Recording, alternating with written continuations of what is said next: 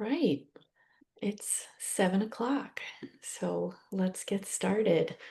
Hello, my name is Kelly McKay, and I'm the Director of Education at the Museum of Russian Art. Thank you for joining us tonight for Utopian Quest, Photographing Soviet Avant-Garde Architecture, a virtual program with William Brumfield. I am delighted to introduce our esteemed guest, who currently has an exhibition on view in Tamora's mezzanine gallery called Avant-Garde Architecture of the Soviet Era, photography by William Brumfield. And that is on view through October 12th. So if you haven't yet, please come visit Tamora to view the exhibition. William Brumfield is Professor of Slavic Studies and Seisler Professor of Jewish Studies at Tulane University. He completed his doctorate in Slavic Studies at the University of California, Berkeley, and he is the recipient of numerous fellowships, including a Guggenheim Fellowship.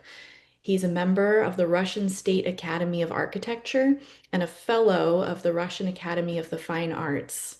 He is the only American to be elected to two Russian state academies. The basic collection of his photographic work is held at the National Gallery of Art in Washington, D.C. Professor Brumfield has had an enduring relationship with Tamora, and his current exhibition is his third and largest with us. He is the author of many publications, including his most recent book, From Forest to Steppe, The Russian Art of Building in Wood, which is now available. Our program tonight will conclude with a question and answer session, so please do feel welcome to type your questions into the Q&A section of your Zoom window, and we will get to them at the end. And now, Professor Brumfield, I will turn it over to you. Thank you very much, Kelly. It's a pleasure to be here and to speak for this wonderful exhibit Tamora has presented. And I'm just really thrilled by the design of the show. I can't praise the people who put it together highly enough. They did superb work. I should say I had a larger exhibit, also wonderful in its own way, at the Shushev National Museum of Architecture in Moscow last year. So this is another take on that material. And I suppose I would start by saying that the avant-garde architecture I photographed over decades in various states of preservation, sometimes disrepair. It represents an extraordinary episode in the history of 20th century modernism, not just Russian architecture, but 20th century modernism generally, related to the German Bauhaus movement of the 1920s and to various developments in Holland, the Netherlands at the same time, particularly, and in Finland. It should be emphasized, if we can just see the next slide, just to start here, that map shows something of the range of my work, but I don't think we need to go into that. It's certainly helpful to have it when you go to the exhibit, which has a certain geographical progression. But when we look at the work of the avant-garde, when Western scholars look at it, it often seems to be a product fully formed from the revolution. In fact, as I pointed out in a number of publications, most, if not all, of the major architects of the avant-garde, including the constructivist and the rationalist, began or had their training before the revolution. So these are people who knew classical architecture. They knew the classical orders. They knew about column, cornice, entablature, and then cornice, pediments. They knew these components as treated by the great classical architects and as modified during the eclectic era by various historicist styles in the 19th century, neo-Gothic, neo-this, neo-that. Still, it was basically some sort of symmetrical arrangement of decoration on a facade.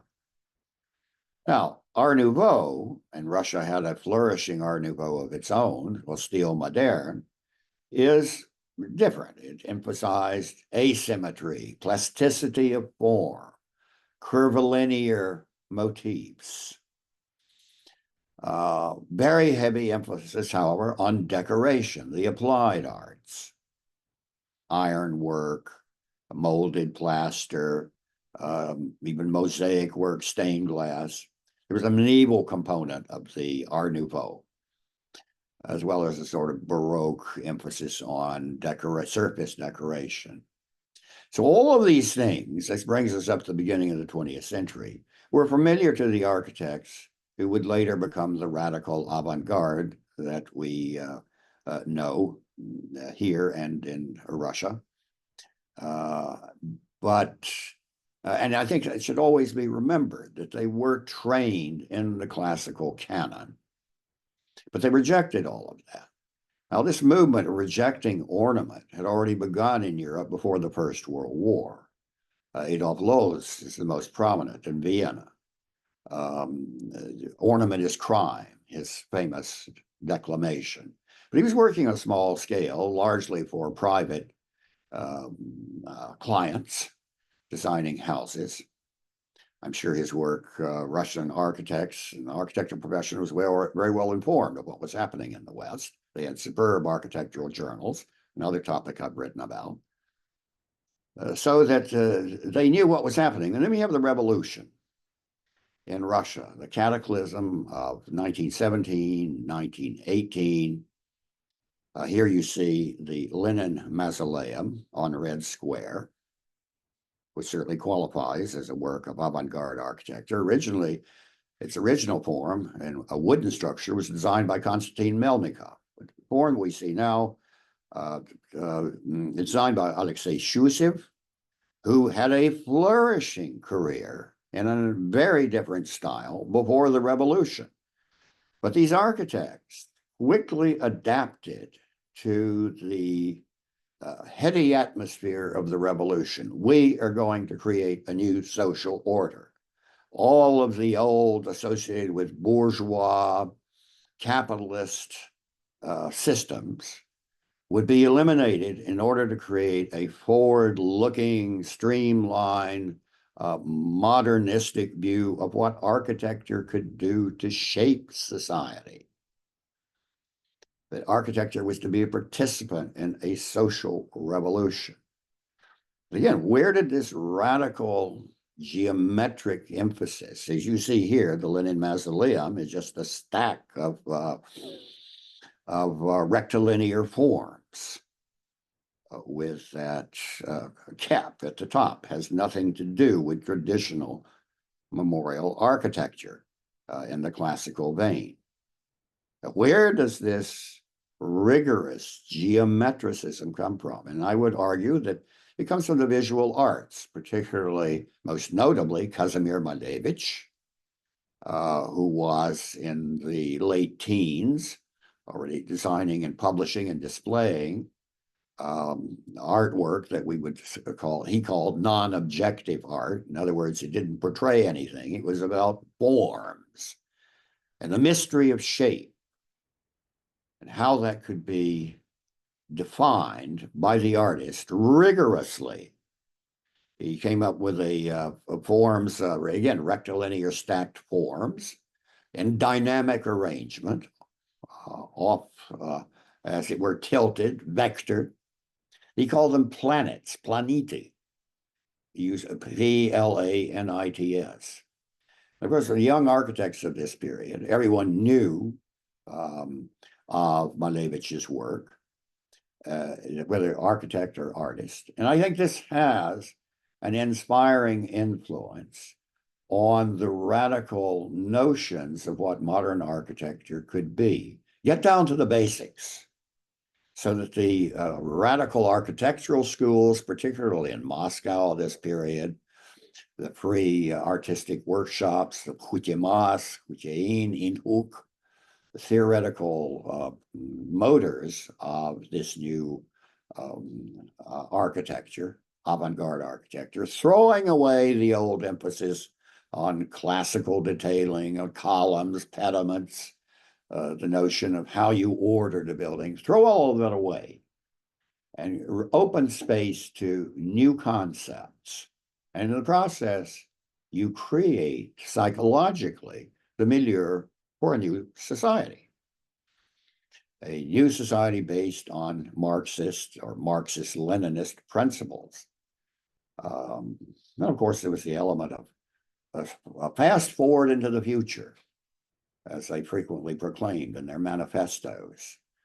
Throw the old off board so as not to impede our progress forward, that we, a backward country, should become a vanguard.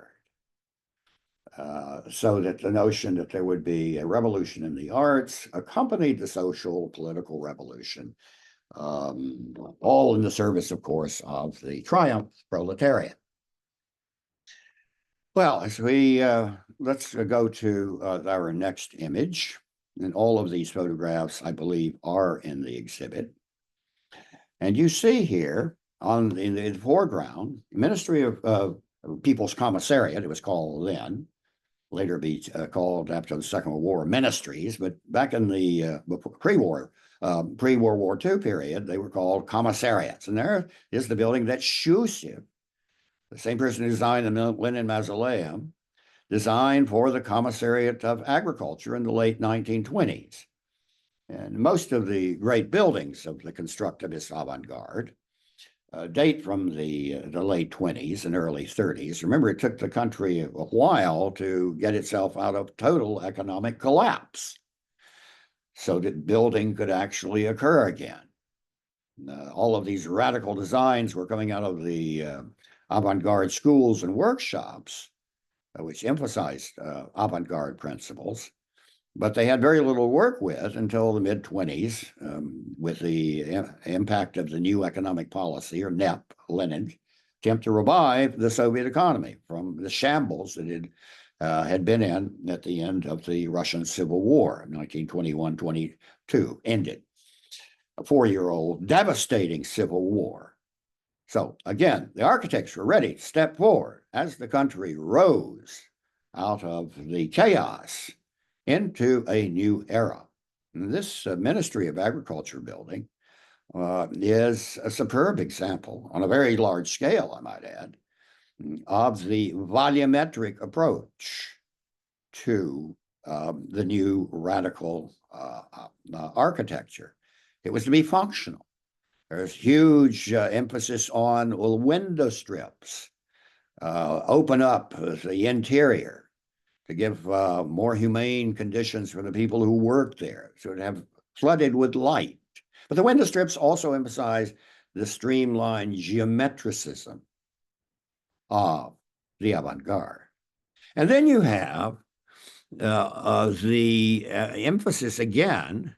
On one side, you have a cylinder. On another side, you have this corner that's suppressed, moved backward rather than culminating the building. It moves backward, and you have the ledges of the upper floors moving out. All of this contributing to a sense of volume, proportion. They were masters of understanding proportion, and not as the classicists understood, but in a volumetric sense.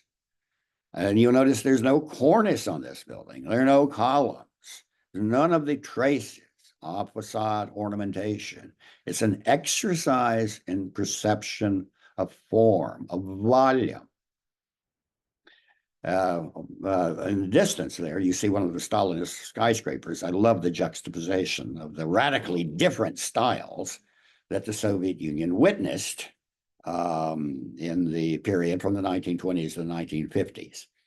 But I think the Shusif Museum, the Ministry of, or Commissariat of Architecture building is a good place to start to give some of the basic principles of what the avant-garde was about. But there are more dramatic structures than this. Let's go on to the next slide.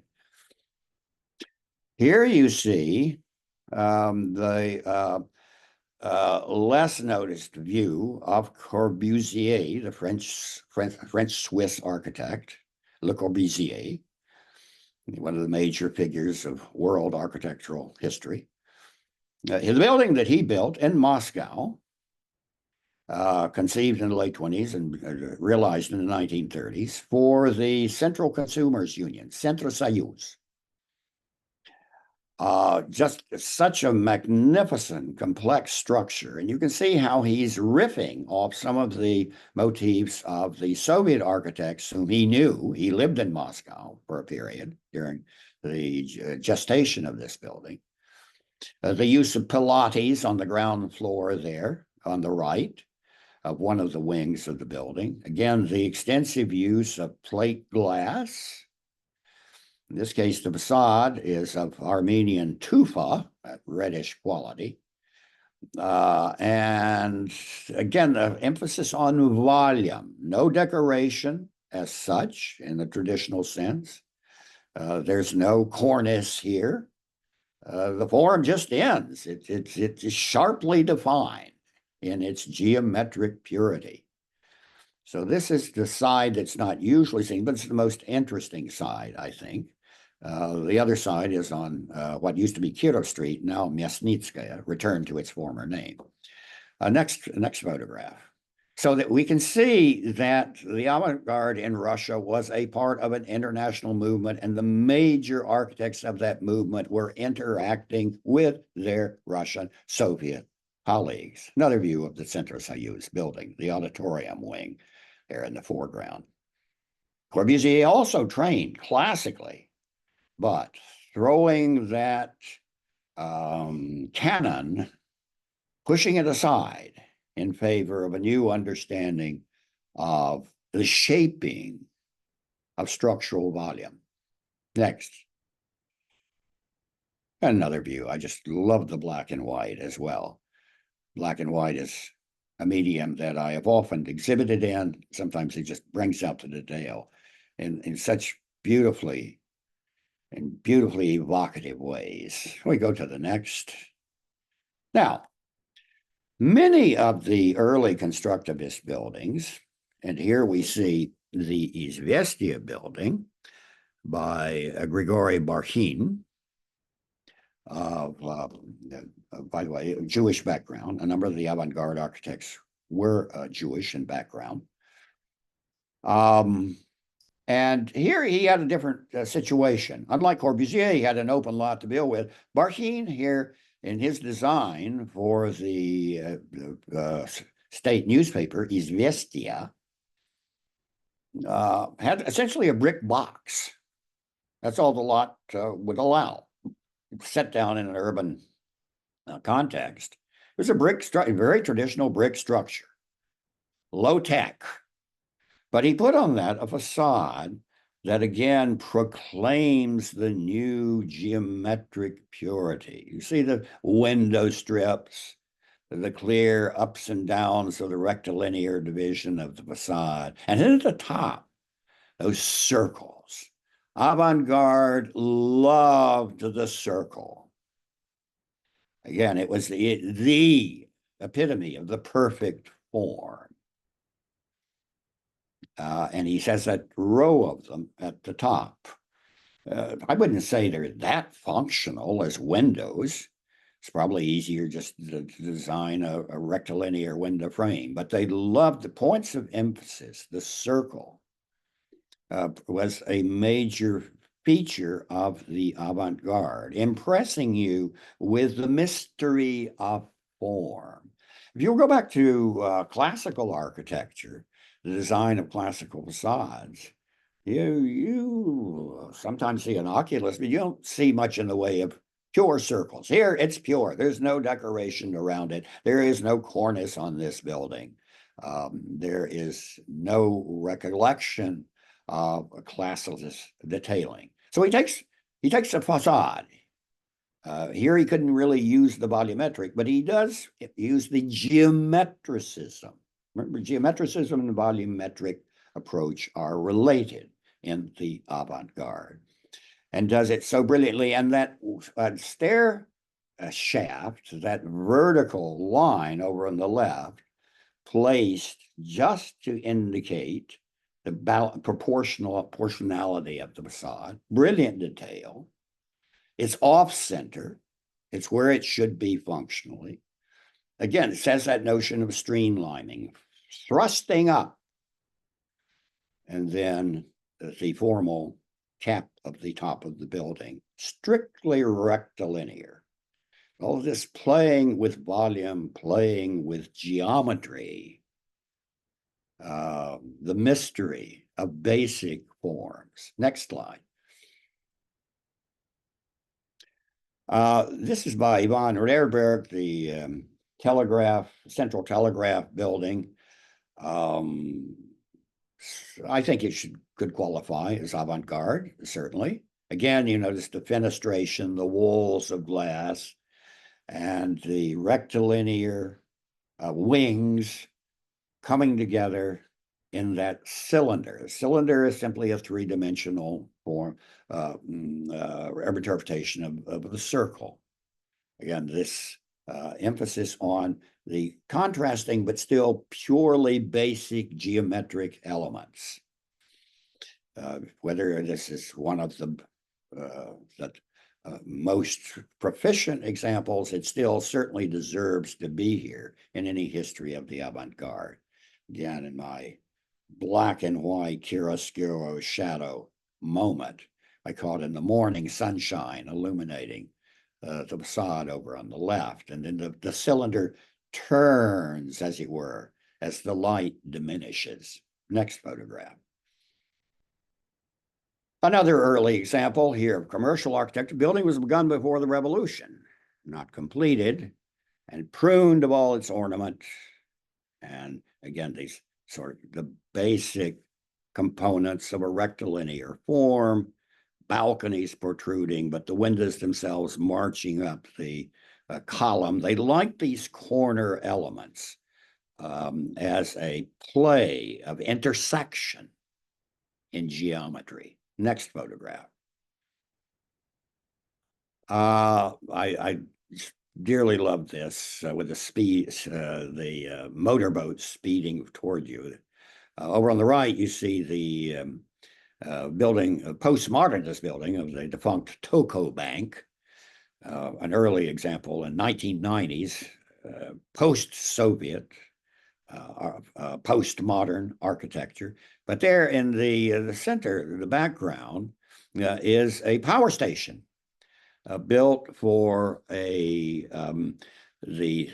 three hills, Gorная, literally three hills, the hilly terrain it was located, manufacturing company, which specialized in various things before the revolution. And it continued to manufacture, including a brewery. And this was the power plant. They were the early electric power plants built in. And again, you can see the cylinder there at the center. And then these very rigorously oriented rectilinear wings extending from it, that play of geometry. Get rid of the ornament of the past, step forward into the future. Industrial architecture is very much a part of this, this feature, not simply a functional exercise. Over on the left, by the way, is the World Trade Center, designed by Welton Beckett, the firm Welton Beckett in New York. This was done in the late 70s, early 80s, already showing the Soviet Union stepping toward the capitalist world. A lot in this photograph. All right, next, please. Now, here's one of the major buildings of the Soviet avant-garde, the building for the People's Commissariat of Finance, Dom Narkomfin, as it's called, the Narkomfin building, by Moisei Ginsburg and Ivan Milinis. We could do an entire exhibit at tomorrow on this building, but we chose to emphasize other lesser known things. These photographs are there. Photograph on the right is unique. I took it at the end of April 1980, when you could actually see the river facade from the Moscow River, and see how carefully Ginsburg uses the notion of rhythm in organizing the window strips, the panels between windows, the shafts, the stairwell shafts. All of this is part of a brilliant display of form. Corbusier was fascinated by this building. He knew it. Over on the left, and why is that photograph so unique? Because in the foreground, you have the building pit of the new American embassy. That was a complicated story in and of itself, but I was there at the right moment to get a clear view. You don't see that now. If you were standing in the same place and I took that photograph, you'd see the building of the American embassy. Huge complex, I might say, not just one building. And I was there at the moment to get this very unusual, because before the building pit was there was just a row of buildings. You couldn't get a clear view of that facade. I got it. And it's the most interesting in terms of its geometric brilliance. Over on the left is photographs that I took on the interior when the building was already essentially a slum. Nobody wanted it. It was half inhabited. But you see the notion of the building on the south side. People would come out of their apartments, split level apartments, I might add. And you would have those columns that ascend through all of the floors, like pilates. And then we do their calisthenics. The south facade got the winter sunlight. You would come out and do calisthenics, then move over to other parts of the complex. Architecture is social condenser, creating a new socialist mentality. The building socially proved to be something of a failure, but this brilliance as a model of avant-garde constructivist thought remains, and thankfully it has finally been restored under the careful guidance of the architect's grandson, Alexei, whom I know personally. In fact, there's a photograph of the two of us standing on the almost completed reconstruction. If you go to the exhibit, you'll see that photograph. Next, please. Yeah, there we are. That's Alexei Ginsburg, grandson of the architect, Moise Ginsburg. There I am. And the end of the main apartment building with a passageway leading over to a service building, which was a part of the communal ideal. The apartments would be for living, sleeping, but communal things, liberate women, take, get rid of the stereotypes of housework. Housework was to be done, cooking and washing, all of that was to be done in the communal block, service block that was attached to that passageway you see over there to the right. So thank God this building has now been restored, rather paradoxically as an elite housing development, but it's there. It was very carefully, every detail was carefully considered. One of the great monuments of European avant-garde architecture, the Narkompein building. Next. And then we have Ivan Nikolaev, who designed a student village for the Textile Institute. Again, several components that all connected with one another. This is the classroom workshop facility. We call it workshop. And you can see how closely it relies on techniques of industrial design. Look at the top, those skylights, all marshaled along, allowing the illumination and any weather of the interior workshops. And then that fenestration, those window strips, the corner with its curvilinear balconies, all this purity of form, the dynamic, the rhythm. And again, you have these pilates, exposed columns at on the bases. There's perhaps a reference to the classical canon, but it has been shaped and reshaped. Notice the facade over there, that vector, that diagonal that slashes through the side facade of the building. And what do we see there? A circle. Again, that circle as the beloved element of avant-garde architects, the mystery of pure form. Get rid of ornament. The form itself is the beauty. I'm taking this with a a PC lens. It somehow that a bit extends the length of the building, but every now and then there's a little distortion in every piece of camera work. Go with it. All right, next slide. And that is another view. You can see from the courtyard facade, you can see the workshop. You see the skylights over on the right that we talked about. But on the left is the building that was used for a preparation, functional duties, baths, and so forth. The students would get up at a certain early hour and move from their cubicles of dorms, and they would move to this service building you see over on the left. Then they would come down to the dining room. There would also be a clinic there in that service building.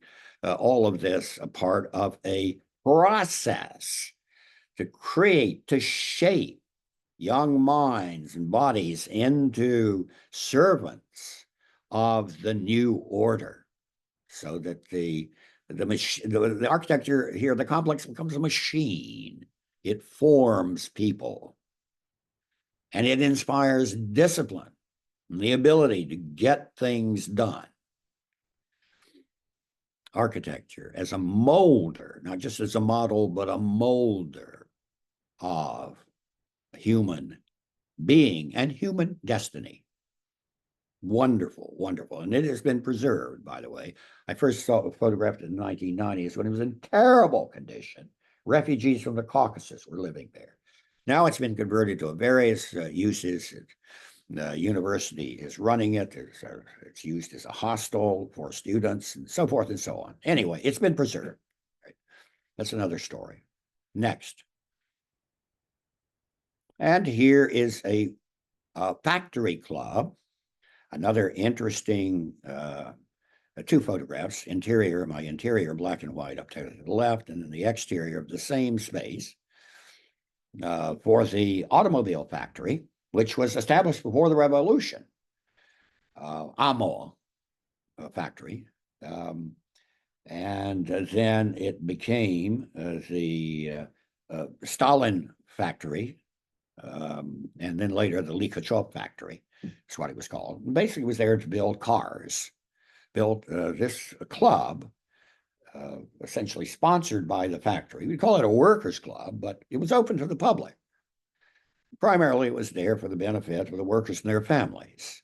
So you had this, and it works splendidly to this day. This wonderful sense of exterior, interior, space, shaping of geometry to create a humane setting. And notice that this building was completed in the 1930s. So it's something of, inaccuracy to say that constructivism suddenly disappeared from the scene when Stalinist architecture took to the fore in the early 1930s. No, the Viesnin brothers who built this building continued to work, they weren't repressed. They continued to work during the 1930s. And this, again, superbly conceptualized geometrical, volumetric style. And I like the juxtaposition here. You see really that bow window, you see the interior and the exterior. Yes, next. Here we have the Zuyev Workers Club, a rather constricted urban lot in downtown Moscow. And I have other views of the front facade, but I like the fact that we see the side here, and you see once again that cylinder that mediates between the rectilinear strictness of the main facade and the side facade. And notice the way up above, that daring motif where the rectilinear facades extend out and clench the corner cylinder, like a machine. Suddenly you have elements that one could flick the switch and they would begin to turn and produce things. This notion of the machine aesthetic is also a part of geometricism, the purity of geometricism. Ilya Galusov, who also designed buildings in the Far East. I'm not sure we'll get there, but We'll see enough, and then you go to the exhibit and see the rest. You can see the photographs of similar buildings I took in the Far East, in Khabarovsk, in Siberia, in the Urals. It became a monumental style going throughout the Soviet Union in the 20s and early 1930s. Next. We have the interior. Interior, that's cylinder. There's a reinforced concrete. Um, it's like a wheel, the spokes of a wheel. It was so beautiful. It's not hidden. The support elements, they're clear. Those reinforced ceiling composed or segmented by reinforced concrete beams that extend out to the vitreous facade, the fenestration, and flooded with light. Within that, the staircase makes its way, bringing people from one level to the next. Within that, it's one of the most beautiful elements that I know, that cylinder in the corner of the Zuyev Club. It just works, but it's also a supremely sophisticated aesthetic statement. Next. We can go to a work which in some ways something of a transition from the avant-garde to the Stalinist period. The government house on, also known more popularly as the House on the Embankment by Boris Yofan, primary architect, late 20s, early 30s. And here you can see a return to elements of stripped classicism, it was known, as it was developed in Mussolini's Italy. Some people call it scraped classicism. You can see a portico there. You can see columns. You can see a symmetry that one would expect with a classical architecture, approach to architecture. But you can also see very clearly the volumetric, geometric emphasis of the building shapes, bookended by those two wings. The building is notorious, as many of you may know, as being something of a charnel house during the purges of the late 1930s. What is now referred to as the Great Terror, because many of the people were taken from this building, as they were taken, in fact, from the Narkomvin building that we saw earlier, and sent to the Gulag or shot. There's a memorial designated who was arrested when. The Society Memorial has documented this. It is a very dark page indeed that has to be factored into this. The idealism that sustained that society. It's a most difficult riddle to even attempt to disentangle. Repression and the sense of a future where everyone could be treated as the Marxist ideology posited. Very complicated topic, but architecture is still there, serving the people. This as in preceding ages. Next. Now, Konstantin Melnikov, that supreme genius who said, I'm not a constructivist. And he said that with good reason. Melnikov takes other views of geometricism, not so much the rigorous rectilinear approach, but a more inventive, daring, and sometimes witty approach. And his greatest building, of course, the house he was allowed to build for himself in 1925 after the success of his Paris pavilion, Soviet pavilion for the Paris Expo in 1925. And he was allowed to build a private house, extremely rare, but it was seen as an experiment in various forms of building technique. What it is two cylinders pushed together. You see here from back view that I took of the cylinders with their hexagonal windows, again, there's the geometricism, but of a different sort than we've seen with the constructivist architects.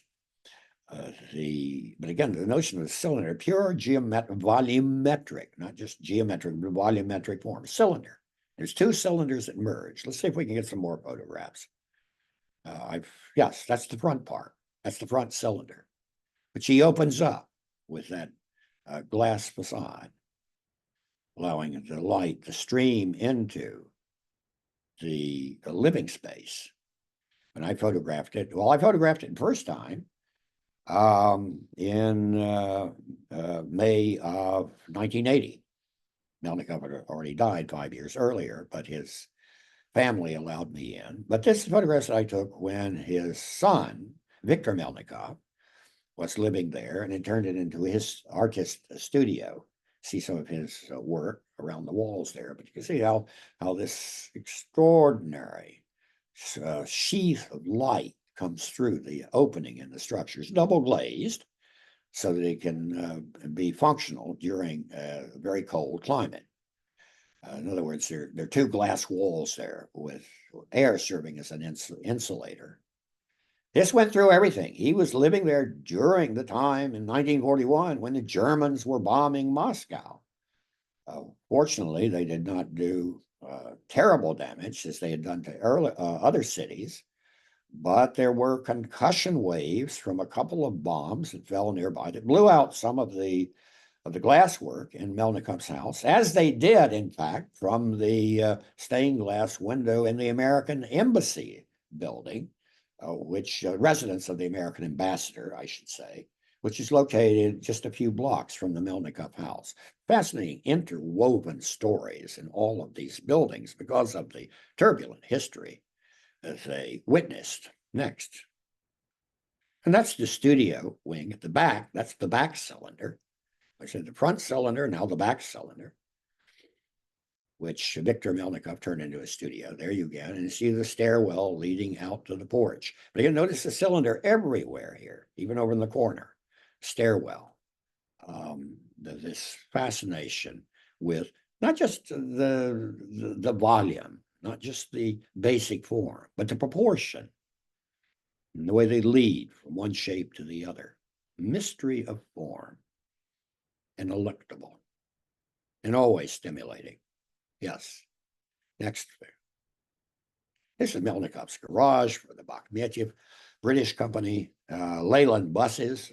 The Soviets bought a fleet of Leyland buses in the late 1920s, and this was the garage they built. He even designed a system whereby you could pack the maximum number of buses in this garage and they wouldn't be bumping into each other when the very ingenious system, drive them in and get them out.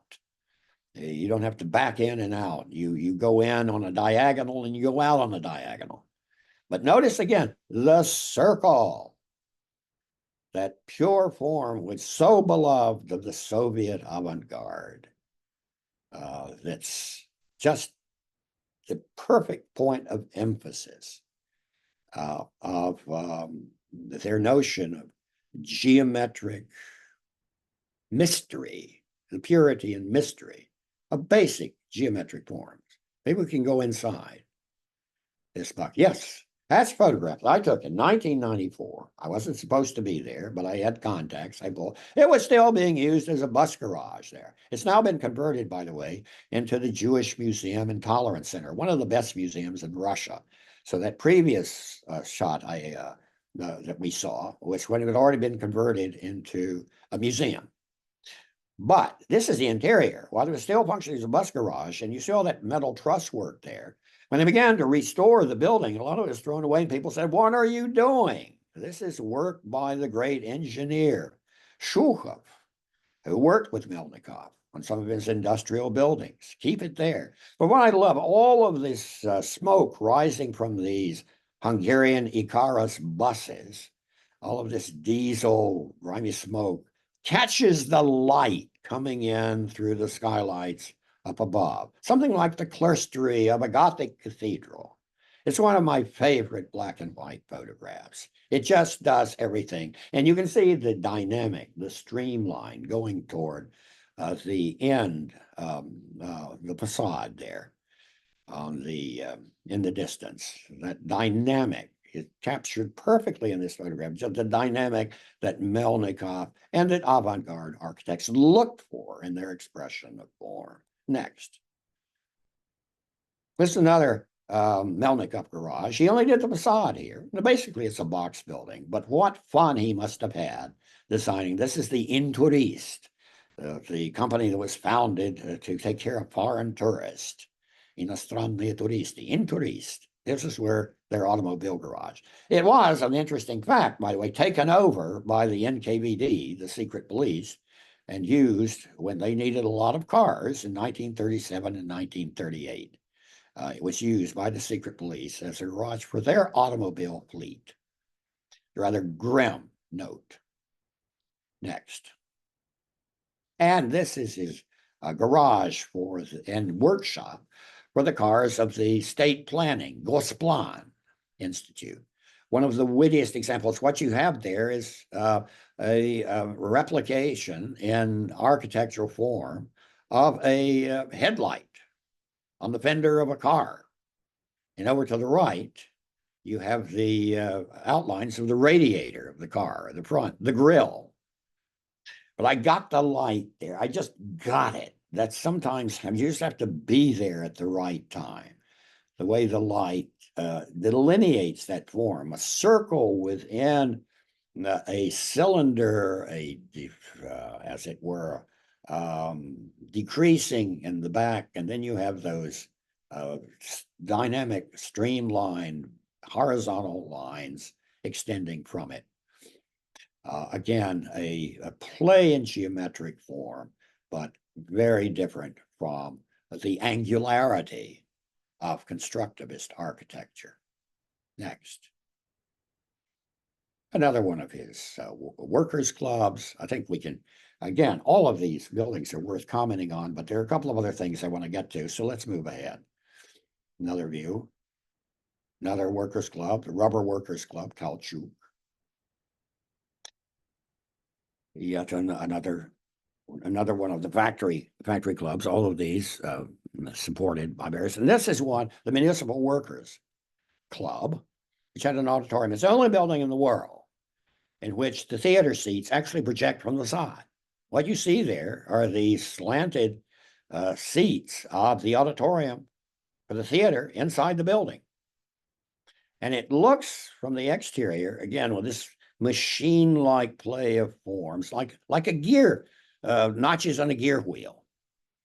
I can come up with one comparison of the sort. And you can see again this, and there's the side view on the right of the auditorium seats, sloping down. But that slope extends from the front part of the side. Brilliant play of form, very humorous, I would say, witty, let's say. What architecture is capable of doing without too much high-tech design, I might add. Over on the left, you see the backstage area, the stage area and the backstage area of the theater itself. Yeah, we can do an entire exhibit on this building. Let's do it. That'll be my next show. The Rusakov Club building for municipal workers. Metro station, again, notice the circle. That use of the circle, that's in separate theme. Another metro station. Metro begins in the 1930s, mid-1930s, the Moscow Metro. Now we move to Leningrad. And Leningrad, interestingly enough, because the center of the city was to be preserved as a work of art, monument, so that the factory districts had the best avant-garde architecture, and they had more space, so that you could see here the theater of the House of Soviets of the Narva district. There were factories nearby, but this is the administrative and cultural center of that factory district, the Narva factory district, southwest Leningrad. And you can see the curvilinear facade over on the right of one part of the complex, including the theater. And then you can see the workshops, offices, and so forth. And that tower with the rectilinear emphasized by those balcony projections. So you get the shadow reinforcing the impact of the delineation of this strictly rectilinear form. So this contrast, form merging, shaping, recasting itself rectilinear, curved, all of this combined and modulated by that tower in the moderated, I would say, by that tower in the center, moderated in the sense of um, regulated. It's the sort of referee in this wonderful play of geometric interaction. And we can go to the next. Other views of the Narva district, Soviets. Now, this is an ominous building here. 1930s. It's the so-called Bolshoi Dom, the big house. This was headquarters of secret police. Plopped right down, very unusual, right down in central Leningrad. There'd been another structure there. We don't go into the details of it. It's unusual, very much a part of the constructivist aesthetic and its component-like assembly of geometric structures. This is a building that saw a lot of terrible things because it was the central part of the secret police, NKVD. And to this day, it's a police structure. So it's not a good idea to get too close to it and start photographing it. I had to be pretty careful. I was detained only once during all of the years of my work, and I was released. I wasn't even taken inside. It was I was with a group of students. And, God bless them. They were my shield, and I was out on the street photographing the Corps BCA building, in fact, and didn't realize there was a military building associated with the Army next to it. So I was just kept there on the street for a few minutes until an officer came back out and returned my passport. So I have to say, I've been lucky, but you don't want to push the luck too far.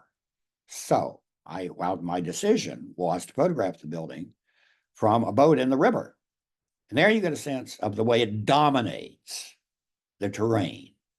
Its looming bulk over the street on which it was located in the neighborhood, which is 19th century, essentially 19th century buildings, Petersburg, after all. But that itself says so much, proclaims so much about politics and architecture, power and architecture during the Stalinist period. And essentially, it's a constructivist building. No ornamentation. Yes. Next. Another building, the building, again, it was a charnel house during the Great Terror. This was built for political prisoners of the Tsarist era. By the way, notice I took this photograph. You should have the dates that I took all of the photographs in the exhibit. My photographs, that's one of the unique features of my collection. All of them are dated because of the careful field notes I've been taking since I was in graduate school in Berkeley. So this is the late 1980s. You'll see the precise date in the exhibit. You say Lenin they're proposing, and there is the building built in the late 20s, early 30s by Abrosimov for the prisoners of Tsarist penal facilities. And they were rearrested, those that survived, again in the 1930s. So many of the people who lived here did not survive the Great Purges. Again, that emphasis on the rectilinear, we call this a constructivist building without any hesitation, with none of the adventure that one would saw in the great constructivist buildings in Moscow, but it's part of the mix. Next. And we can just cycle through worker factory district clubs that I photographed. We don't have to go into it. Just keep going. Oh, this is the earliest photograph because the Kirov Palace of Culture on Vasilyevsky Island, Petersburg, where I lived as a graduate student in 1971-72. And I'm taking in the misty gloom of a Leningrad winter. Love that photo. It was one of the first avant-garde buildings that I photographed in Russia, because I lived in a 5-story Khrushchev house on the other side, just a barracks essentially on the other side of that building. But I've got it. And again, all of the play of curvilinear, streamlined window strips, the rectilinear forms, all that we've talked about before here in the middle, wide open space, Vasilevsky Island in Leningrad. Next. A factory kitchen, another important component of the forward-looking. Make sure workers had nourishing meals. They don't have to be prepared at home. Create them in factory kitchens. They're constructivist buildings. Again, a part of architecture to service of a new social order based on the proletariat. Next. Bathhouse in Kolomna, which was a center of railroad engine construction in the south of Moscow, circular in form, with that somewhat classicist delineation of the facade. But it knows every detail here, including the doors, the windows, is a part of a play emphasizing the volume of the form, the rhythm created by that volume. Of course, workers often didn't have indoor plumbing, so you would go once a week to a steam bath. This was one of the major, probably the major, the bathhouse. It's now been abandoned. I don't know whether they'll preserve it. I hope they will. But for the workers primarily of the locomotive factory in Kolomna. So I'm out in the provinces now, out in the hinterland. Next. Another building, Polyclinic in Kolomna. Next, we can go. I've already sort of illuminated the best basic characteristics. You can see them as this is Samara on the Volga River, Red Army building. Another view of it. These often were technically very limited buildings with load-bearing brick walls, but they had that daring, which is good. Reinforced concrete is expensive. And some of these buildings look like they were built of reinforced concrete, but in fact they were not. But here we're looking now at Chelyabinsk. No, well, the other one right before was Chelyabinsk. This is the Gorky Drama Theater in Rostov-on-Don. Destroyed, well, not destroyed. The interior was blown up by the SS as they retreated from Rostov, final time in 1943. It was rebuilt, never reconfigured as it was in the 1930s, but the exterior is pretty much the same. It's in the form of a tractor, a caterpillar-like tractor, typical in the tractor design in the 1930s. So it's a building for a tractor factory, the workers, palace of culture, and its form is what the French call architecture parlante, architecture that speaks of its purpose. Here you have a building that looks like a tractor. But remember, a tractor with caterpillar treads from the 1930s. The great Gorky Drama Theater in Rostov-on-Don, city that was very highly destroyed during the Second World War. Changed hands 3 times, 1941, 1942, 1943. But they rebuilt the theater. The walls were left standing. Here we have Siberian architecture, Krachkov, regional executive buildings. We just go on and continue here in Siberia, Novosibirsk. Yes, Novosibirsk, apartment buildings. This is already Khabarovsk by Golosov, by the way, whose work we had seen earlier in Moscow. One of the great, this is the Zuyev Factory Club. The Zuyev Workers Club, I should say. Well, that was a little bit of a gallop at the end, but I've, recovering from a chest cold. You see I'm wearing my Uzbek tubeteyka to protect my head from the overly air-conditioned space I'm sitting in right now. But my voice is still here, and I'm ready to take your questions. Thank you very much, Kelly. Yeah, wonderful. Thank you. If anyone in our audience has questions for Dr. Brumfield here, you're welcome to put them in the chat. You can enter them in the Q&A section. And let me check.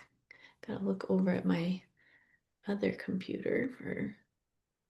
Okay. We do have a couple of questions, and feel free to keep typing in your questions if you're just coming up with them. So one question is, what for you is the most challenging part of photographing architecture? Is it about the lighting? Is it about the finding the right angle? What is most challenging for you? Yeah, it's you're in a dialogue with the building. And there are many ways to do it. Some way you just say, well, I'm going to do it from every angle, and that's a document. You document it. But there are times when you unlock the mystery of the form. That's what you're trying to do. And there are special lenses that one works with for photographing architecture, particularly perspective control lenses, but they themselves can introduce a certain amount of distortion. Uh, so these are technical questions. I don't want to get into great detail, but you have to have some idea of what the camera can and cannot do, and then relate that to the form that you're trying to capture. And there can be all sorts of constraints and limits, the streets, the buildings around that. How far can you get from it, from the object you're photographing? How close do you want to get? What angle do you want? So you try all sorts of things, and light has a very big part of it, uh, but not always in ways that one might expect. And sometimes sunlight ruins. It makes it very difficult because of very strong light-shadow contrast. Sometimes high overcast can be the best way, but it's not necessarily the most dramatic. It can be the best way for illuminating all aspects when you don't have bright light shadow contrast, but it also reduces some of the drama of these forms, which I've always found important in whatever architectural style we're dealing with. So I like to play the field.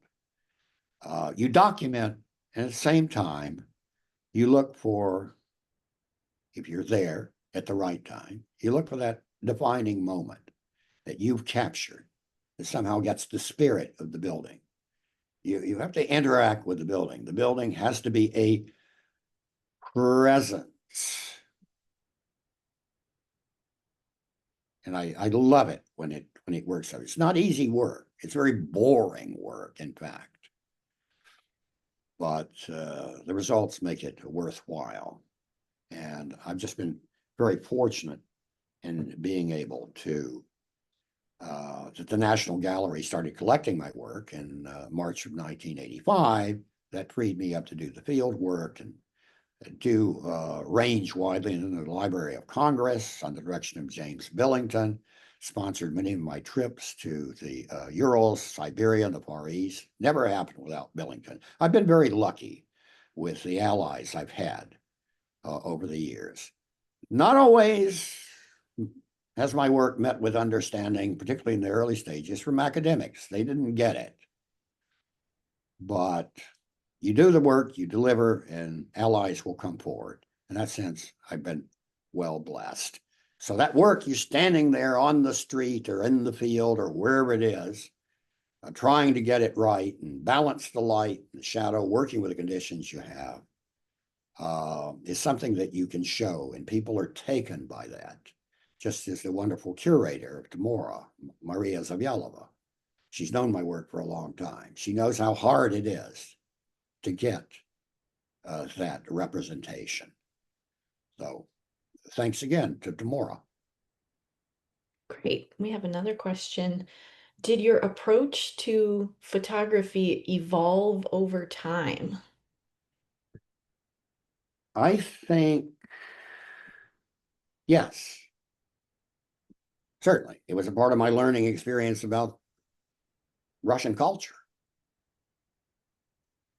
But that early Konica C35 camera that I bought after consulting Consumer's Guide when I went over there first time in summer of 1970, what do I know? Let's get a camera that will work and it's not going to be heavy. I don't want to be fussing around with the camera. I got it. Had a 38 millimeter fixed lens, just perfect for architecture. And when I saw the results of those first photographs that I'd taken, I knew I was on to something. But of course I developed. I grew in the process of exploring that culture visually, what they had created, the forms they had created, the forms they lived in. First justifying, well, these are the streets that Dostoevsky walked on. I'm going to record them. And then later getting into the mystery of the architecture itself. So I certainly grew with it. But the joy was always there. The fascination, the thrill of seeing what I had done, just captured it. I cannot explain it. It's the eye is there. And you have to grow, learn how to correlate that eye with the equipment you have. So certainly I developed, but I can't say that, did I change anything? I'd have to go back and ponder that quite a while. But if you like, I can come up and give a master class, give more information on that. Fabulous. Um, let's see, got a couple other questions. I know you're always, this one it always gets asked, but what initially drew you to this architecture? It was Russian because remember my training at Berkeley was in primary training is Russian literature. But I was also able to do a double, which was unusual, but Berkeley allowed it, in Russian history. So the architecture was important because it was Russian and what it said to me about the Russians as a people and about their history. And in certain cases, it seemed exotic, like such as St. Basil and others. It seemed mysterious in ways I couldn't quite understand. Some of the Stalinist buildings, for example. But you explore, you go through it. So I think that always drew me, and maybe it's the brilliant color of some of the parish churches that were almost all closed during the Soviet period. It was different, but I have to say that I was prepared for that by my previous knowledge of New Orleans. When I was finishing my undergraduate work, I began at Johns Hopkins and I transferred to Tulane, where I'm now a professor. And I was fascinated by the French Quarter. I'd never seen anything like it in this country. I grew up in different parts of the country. And how architecture could be an enveloping presence. It wasn't just, you go in, you go out. There's a beauty and there's a mystery. Sometimes in the very decline or decay of these buildings. They've been around a long time. They look a little bit shabby, but they're still more interesting than architecture as a milieu, put it that way. You don't find many masterpieces in the French Quarter, but you do find a unique milieu. And that prepared me for places, particularly like St. Petersburg. The notion of architecture as a living expression of people's existence, their identity, their destiny. So that very much, but I just took that little camera and it just, in every sense of the word, it clicked.